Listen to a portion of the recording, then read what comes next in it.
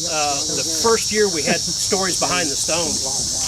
His is one of these flat ones right up here. He fought in the Revolutionary War. Well, he was in the Revolutionary War. He didn't fight in the war. He was a 10-year-old drummer boy in the Revolutionary War. He was the youngest prisoner of war ever. 10 years old, he was captured by the British. But back then, it wasn't unusual for the British and the Americans. They weren't really Americans then, were they? But if they would trade back the prisoners back and forth. So he wasn't a prisoner very long. He was traded back, and his freedom was given back to him.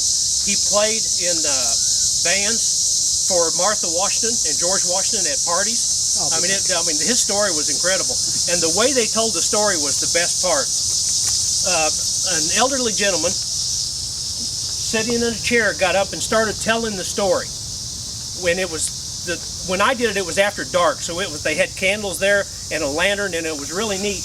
But he stood up and started telling his story, and when he got to a certain part about his boyhood, then a 10-year-old boy came out in the drummer uniform from behind that tall stone and told the rest of the story.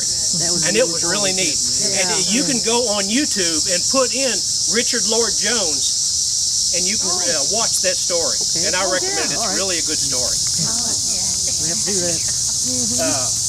The next scene we're going to is Dr. Hugh John Needham, and he was from the Western frontier. He actually fought and traveled with Kit Carson, and he was in the Indian Wars with Kit Carson, and he wound up coming back here to New Albany eventually. He was born in 1843 and died in 1932, so he lived a long life. He was 89 years old. He served in the Union Army from 1862 to 1866, so he fought in the Civil War. He fought in the Indian Wars with Kit Carson. I mean, I imagine that's a fairly colorful and adventurous life. He married in 1868 to Charlotte Alford here in New Albany.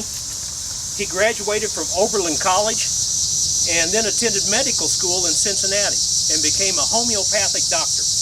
Now, if anybody knows more about homeopathic doctors, exactly what they do, but it's my understanding that, let's say you have upset stomach.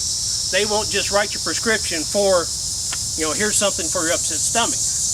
They're more likely to use herbs and that type of medicine, holistic medicine. Plus they say, all right, what's your life like? Do you have stress in your life? They try to treat you as the entire person and the entire body, not just cure your symptoms. But that's the kind of doctor he was.